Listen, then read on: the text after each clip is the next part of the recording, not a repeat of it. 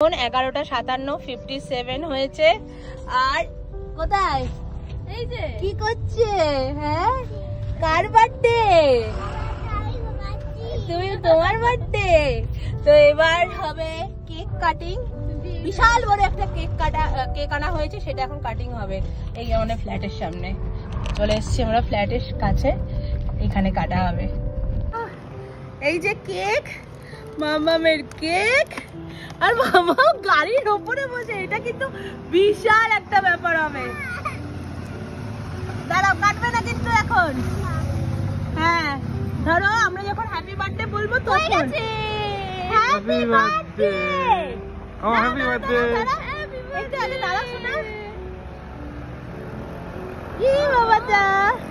Happy birthday to you, happy birthday to you, happy birthday dear মামাম, happy birthday.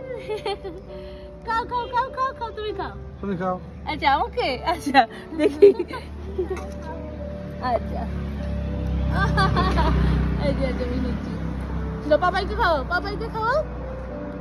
আমার miss ভ্যালেন্টাইনের birthday বলে কথা, দেখতে দেখতে 4 পূর্ণ করলো আমার এই পুটকুলিটা। তো তাই প্রত্যেক বছরের মতো এবছরও সকাল সকাল আগে উঠে চলে গেছিলাম মন্দিরে পুজো দিতে। প্রত্যেক বছর রাধাবল্লভ মন্দিরে যাই পুজো দিতে, আর এবছরে আর সেখানে যাইনি, গেছিলাম শেওড়াফুলির নিস্তারিণী মা কালীর মন্দিরে। আর সেখানেই সকাল সকাল পুজো টুজো দিয়ে তারপর গেছিলাম বৈদ্যবাটিতে। যেহেতু আমাদের বিয়ে বাড়ি চলছে, প্রিয়ার বিয়ে হলো, তার রিসেপশনও বাকি রয়েছে, সেই কারণে মা বাপি বৈদ্যবাটিতেই আছে। তাই এবারের বার্থডেটা সেলিব্রেশন হবে বৈদ্যবাটিতেই। ছোট্ট একটা পার্টি রেখেছি, মানে বাচ্চাদের নিয়ে একটা ছোট্ট বার্থডে পার্টি রেখেছি, সেটা সানডেতে, কারণ যেহেতু বিয়ে বাড়ি চলছে। আর আজকে হবে শুধুমাত্র মাম্মামের স্পেশাল ডেটা সেলিব্রেশন। আর এইদিকে গিয়ে দেখি মা কত কিছু রান্না করেছে, কারণ আমি তো আর সকাল সকাল যেতে পারিনি, মাই সবটা করে রেখেছিল।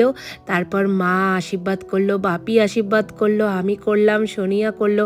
যেহেতু ওর পাপাই ডিউটিতে ছিল, ও তো আর থাকতে পারেনি।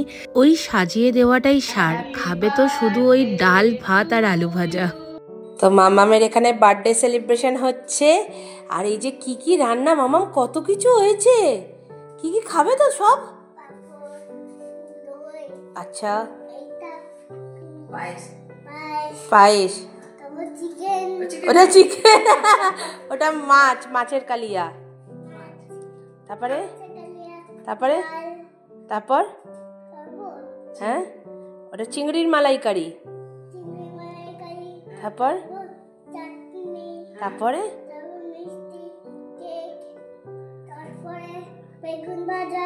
আচ্ছা, আলু ভাজা, তারপরে ফুলকপি ভাজা, কুমড়ো ভাজা, মাছ ভাজা,